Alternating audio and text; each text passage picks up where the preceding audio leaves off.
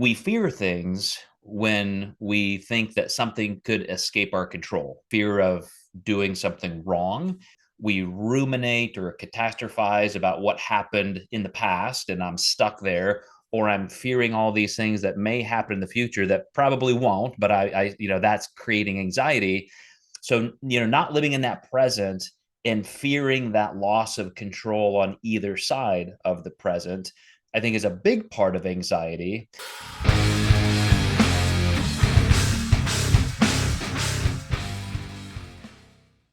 Hey, everybody, welcome to the Mind Muscle Connection. I'm Joe Klemczewski with Tyler Weeb. Today, we're going to talk about anxiety, which in kind of the Western world seems to be talked about in tandem with depression. Everybody is, quote, suffering from anxiety and depression, anxiety and depression, anxiety and depression. Yet they're two very different things. So it's something interesting to parse apart. And I'm interested, Tyler, is just a way to kind of intro this. You and I have openly said it's something we've struggled with. And if you look at how the mental health industry or profession describes it, of course, anxiety or anxiousness is an emotion. We're all going to feel that from time to time, and that can be very, very important. It can be a good thing. If you suffer from anxiety, that could be a pathological response to stimuli that shouldn't push you quite that far. And I think you and I have felt that we either cross that line once in a while or with different circumstances, or we're close enough that we wanted to kind of get a handle on that. Me at even a very, very young age. I had an incident this week that like went a million times farther than I knew anxiety could go, that I'll share in a bit. But you recently had a work trip. You went out to the Pro Physique. You're one of the founding couple of coaches in the amazing coaching group Pro Physique, started by Paul Ravella. And you guys just had a first annual coaches retreat. So it was team building. It was fun. Let's get away from the normal work life and get together and hang out. And I would just ask you, did you feel like that was refreshing and fun, which is kind of the opposite of anxiety? And like, man, this was a good thing. What was your experience just this weekend? Yeah, I would say you hit it right on the head. It was, it was refreshing. It was fun. I think when you have a business like Pro Physique, like you online, we kind of quickly forget how important community is within your business or within your job. Are you going to like everyone? No, but chances are you're going to have one or two friends, within that realm that make work enjoyable. I mean, we spend the majority of our life working, and so you're just naturally going to find that. And so when you have a platform like ours and you're spread out everywhere, it can be tough to have a lot of that camaraderie within your team. And so, yeah, whenever you're able to just get together, have that weekend, kind of catch up a little bit, it's definitely, feels like a different kind of cup. And you come back feeling refreshed in a different way, motivated in a different way. And I think maybe we've talked about this before. Just nothing beats, face to face contact as human beings and enjoying one another's company and all this kind of stuff. So yeah, it was a lot of fun. So if an experience like that seems like the opposite of anxiety, you went there, fun, feel refreshed, connected, like this was good, something we Yeah. want to continue. What what is it about anxiety that makes it anxiety? What elicits that response from us? I would say just, I mean, from personal experience, like almost like a certain kind of like fear of something of, for me it was, the fear of looking dumb because I believed I was dumb, of, looking a certain way because I believed certain things about myself. And so the narrative that I had convinced myself of would feed into this anxiety in certain situations or in certain areas of my life. And it would just kind of be like this loop on itself. So that's kind of where mine would almost come from, which like just this fear of of not living up to whatever expectation I had for myself or what I thought other people thought of me or what have you in that sense. And if I had to say, because I think that's a great answer. I love that you brought the word fear into it. I wasn't even going to use that word until you said it. Now I think, wow, that's really a good hit. Um, it's almost like a lack of control. Like you went to this Pro Physique weekend and the expectations were not high. You didn't have to go give a public dissertation. You didn't, you weren't vying for anything. It was just like, hey, this is a chance to chill out, have fun, connect. We're supposed to relax. We fear things when we think that something could escape our control. Um, and so, like you just said, fear of doing something wrong. A lot of people talk about it in the context of, we ruminate or catastrophize about what happened in the past, and I'm stuck there, or I'm fearing all these things that may happen in the future that probably won't, but that's creating anxiety. So, not living in that present and fearing that loss of control on either side of the present, I think is a big part of anxiety. And I was talking to a friend of mine who we were talking about drinking. And he said, yeah, I really, for my health goals, I probably should just give up drinking, kind of the sober October thing. And he said, I actually tried it for a few days and it was awful. And I said, well, Days. yeah. And he asked me personally, like, how much do you drink? And I said, oh, in a month, like 30 days, maybe 8 times, because like usually I drink on the weekends. And he said, well, how much? And I said, well, maybe a couple beers on the weekend, or maybe a glass of wine Friday, like nothing. He goes, and I said, well, how about you? And he said, like usually 2 or 3 a night, every night. And I had to say, ooh, is it just because you love a certain drink? Because it sounds like you're fearing something in the evenings, or you hated your day and so you need to wind down. Because if you have to quote medicate yourself with alcohol every night, like that's an indication that there's some kind of anxiety there. And I think in terms of the audience that we have in hardcore fitness and so forth, we do put a lot of pressure on ourselves, right? To perform, to look a certain way, to win certain titles and move up the ladder in some regard, career wise. And like, I know I have felt, when I have felt, I should say, the highest amount of pressure, those expectations are high, that's where that anxiety just keeps dialing up, dialing up, dialing up. And so I'm curious, looking at your past weekend as a little bit of an indicator, like, oh, that's the opposite side of that coin. That's what we need more of. Like, is that part of combating anxiety, is just taking the time, regularly scheduled breaks, knowing when enough is enough and just pulling back? Is that one way of controlling anxiety? I think it depends. Like, yes and no. Like, I think it depends on the type of activity. It depends on the person. What is that person, using that activity for, right? Like, if you're going to go out partying, but that just, kind of leads to this increased anxiety or it's still a coping mechanism. Well, is it then actually relieving it, right? Like, is it still something that you're dependent on to get rid of some type of anxiety? And so maybe, Mm-hmm. like, I think it does depend, right? Like on the context and the person and how they're using that weekend to get away. Like, if you're just using it to ignore things, well, then we're probably having an issue, right?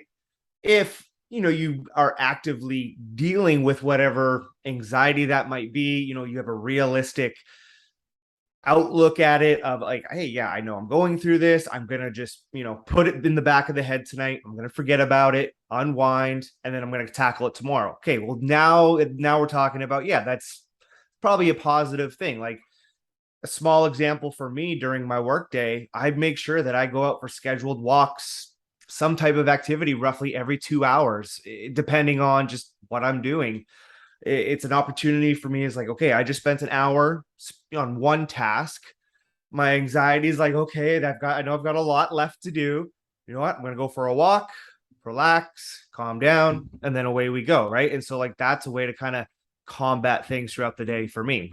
And to me, that is the perfect part of normal mental health, normal self-care, and dealing with that, preventing with it. And I was going to ask you, when I sought a counselor, a mental health therapist for help with anxiety, I was, well, I shouldn't say I wasn't having panic attacks. I was not having full blown panic attacks, but I was feeling some anxiety that was definitely disrupting sleep and so forth.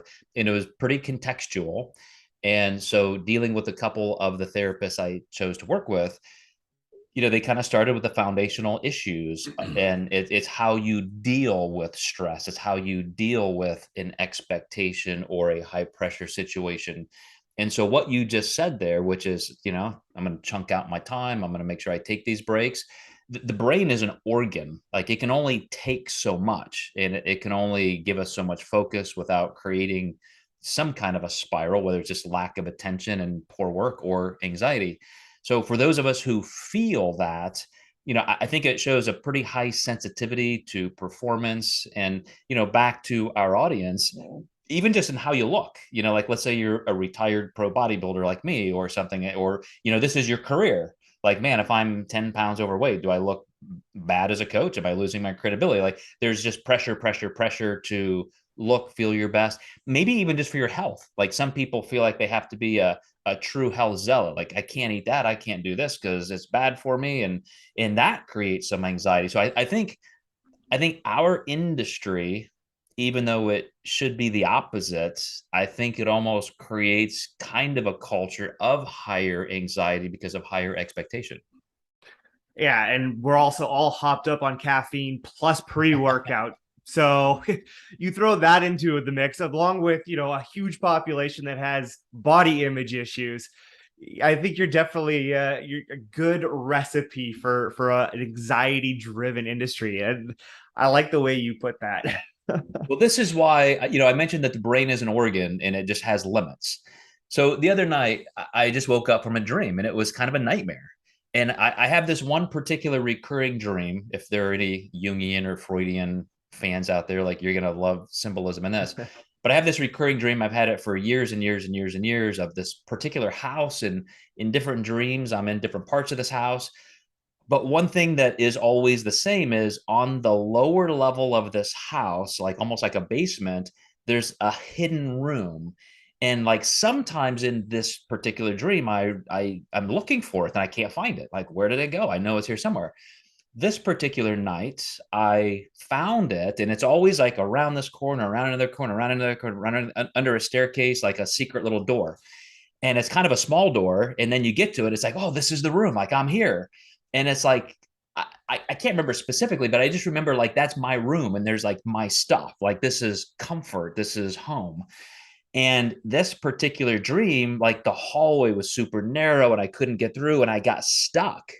And I literally, like, I don't know how long I was in this dream where I was stuck, but I woke up, and all I could say was an existential terror. Like, it wasn't just, oh man, I'm having a bad dream, I'm glad I'm awake.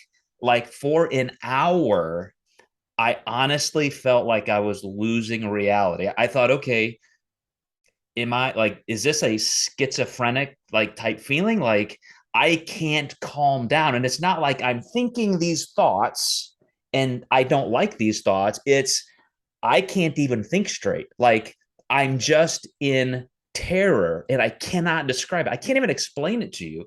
Hmm. When Nietzsche said, if you stare into the abyss long enough, the abyss stares back at you. And you hear things like, if you're in pure ego dissolution, like, it's terror. Like, I, all I can describe is, I had this feeling that I could not escape. And every once in a while, I was lucid and I was totally awake. I was lucid enough to realize, like, this is bad. This is bad. Am I losing my mind? And I could not figure out why this mental state was so pervasive that I could not think my way out of it. It was the Wow. craziest thing. And all I can say, and this is going to be my organic explanation. That day, that morning, I had watched an interview with two soldiers, American soldiers who were in Ukraine, who got captured by the Russians, and they were tortured, and, for days and weeks. And they were describing it, and they talked about something similar. They were talking about how they were made to just stand for 18 hours straight and they couldn't sleep and they couldn't do this. And they said, you lose your mind quickly. Like you start questioning your sanity. That particular day was the anniversary of my father's death. A client who came in to work out in my facility that morning, he texted and said, I got a family emergency. Can I come in a little bit later? I said, sure. He comes in and I'm like, hey, are you okay? Like, what's going on? And he said, yeah, my mom just died. And I'm like, dude, like, are you okay? Do you want to be here? Like, and like we cried together, that, I mean, again, anniversary of my father's death. I've been reading these memorials from my siblings about my dad, that thing about torture.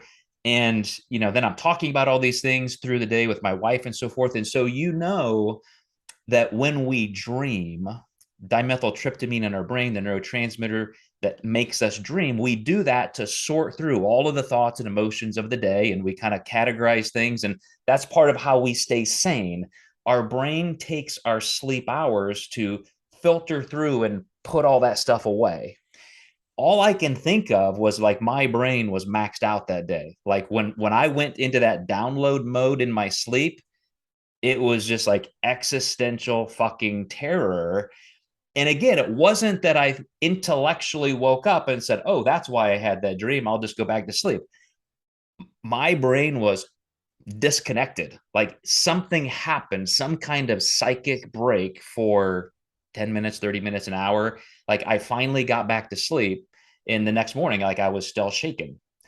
So Wow. again, like Oh, anxiety, depression, mental health, it's not just you having thoughts that you need to talk to a therapist about. Sometimes your brain can break. Like you can have pathologies when your brain just can't take anymore. And it's something to really consider and think about in your own long-term mental health care. wow. I didn't know what to expect. That was quite the dream, the experience, the yeah.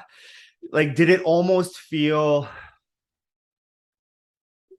like there was like a wall that you couldn't get past in your brain, almost like there was like you just were like knocking up against something that wouldn't let you break through? It was weird in the fact that there were only brief moments of lucidity. Like usually if you're having a negative emotion, you can talk yourself through it. Like, oh, I'm sad, or I'm this, or I'm angry because of this situation or this person. Here, it was just a state of mind that was so nakedly terrorizing, and just a sense of emptiness and just a void. Like, I'm not who I'm not here. Like, knocking on the door and no one is home. And only once in a while I could say, why? Like, why am I like, why? How do I get out of this state? What is happening to me? And like I finally got up. I'm like, well, man, I just need to distract myself. Which again, so this is my coping mechanism, right? If you're talking about death anxiety, existential dread, and terror, we talk about people who choose religion or choose this, or maybe they choose drugs, alcohol, just to numb themselves.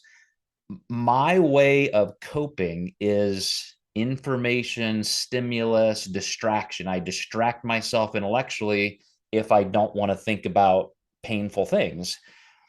That wasn't working in that moment. My normal coping mechanism was not working, and all there was dread and terror that had no basis. Like, it just, there wasn't anything causing it. It was just there and I couldn't get out. I can't describe it. It's just like, I've Yeah. never felt it. Yeah. I think I have an idea of kind of what you were feeling. I kind of feel like I've gone through something similar, just but normal, or just in my day to day life. And it's yeah, because it got to the point where it's just like I literally have no idea why I feel this way. I like it was kind of like I had been at therapy tons and tons. I had already done tons of work in my life, in that sense. And it just felt like there was no answer whatsoever. And there were literally times where I'm like, I going crazy? Like, is this what it feels like? Like, it almost feel like an out of body experience at times where it's just like, what the hell is going on here? And yeah, like it's once you start to ask yourself that, like it gets scary because you're going, what the fuck? Well, the reason I'm glad you said that is like I understand what I described is probably quite normal for some people, and for the reason you said. Again, if I'm having some kind of relationship discord, or I'm stressed from a job or financial, we've all had things that Right. put pressure on us that make us anxious or depressed.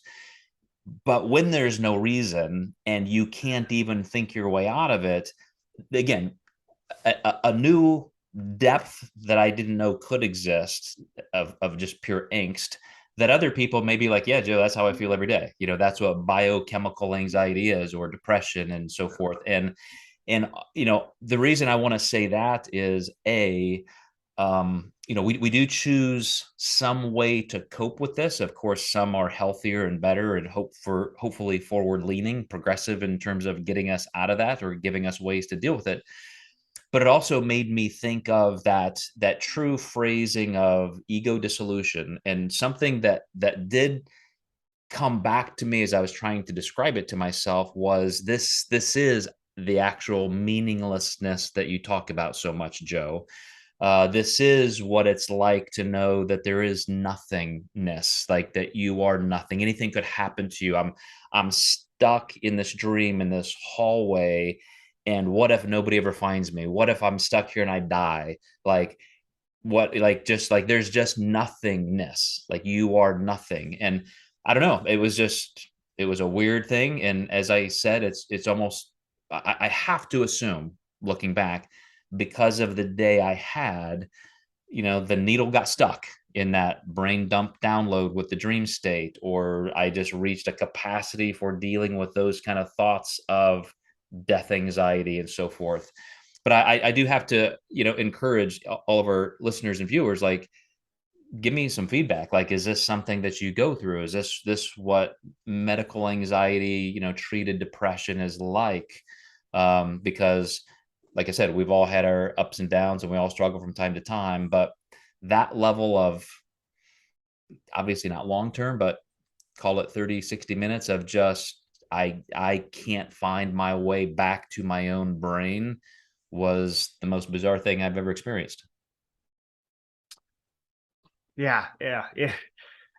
Anxiety is it's a hell of a thing, and there's such a wide spectrum. Everyone feels it differently. Everyone deals with it differently. Like, yeah, I'm sure this, we could go on for another 30 minutes just going back and forth and talking about these things. And it's such a broad subject that so many people in some aspect of their lives deal with. And so, yeah, I think it's important to at least, what I found, just talk it out. Like, that's how I was able to start like organizing it and finding a safe space to actually be able to like start working through these issues. And for me, my brain, it was so jumbled and so fast and chaotic and a million miles a minute. I mean, sometimes I'll message you on 4 different platforms with 4 different ideas for 4 different things, right? Like, that's how my brain works. And so you threw all of that in there with that, like, to have that space to start to unjumble those thoughts, slow down, like that was a huge part of me getting a handle on that anxiety. Mm. And to leave our audience with something kind of positive and useful, recognize that this is not general anxiety. I really feel this is like an organic schism that was dangerously kind of on the precipice of just my brain saying that's too much. But for my more specific types of anxiety I've dealt with due to expectations and that kind of thing, it is exactly like you said to begin with, having those tangible cognitive ways of dealing, like the frequent breaks, like in taking care of yourself, and maybe I need a vacation once in a while. That's just for normal health for your organic brain and mental state. Then what you just said there about talking it out, Most experts in anxiety will say, as soon as you, at least for part of the time, sometimes you need to work on it, you need to think through things and do therapeutic activities. Other times you need to stop ruminating, you need to stop catastrophizing, and you need to become outwardly focused. Like find somebody who needs some help, and you go give your brain a break on thinking about your own situation and go help somebody else. And a lot of counselors say that's like goal number one. Like that's the first thing I do for people with anxiety. So, many ways to work your way through that. It has to be very, very long-term oriented. Like for me, it was always that sense of expectation and perfectionism. And if I'm not good with losing control, then I need to become better at those expectations of controlling what, controlling why. So, so like you said, big, big, big topic, but I think there are so many great tools and steps and not just theories, but practical ways to deal with it that if anybody here feels like they've lost that edge and they're kind of leaning into anxiety that gets out of control, where you feel like you're losing sleep, feel like you need a coping mechanism like alcohol or something, then it's time to reach out. Definitely. All right, Tyler, thanks again. I know I kind of jumped that story on you. It was funny watching your expression, like, whoa, like I didn't expect that. No, that's the So best. You want a genuine reaction. we'll see what happens. We'll see if I maintain my sanity. But thank you, Tyler. Thank you guys for watching, listening. We'll see you next time in the Mind Muscle Connection.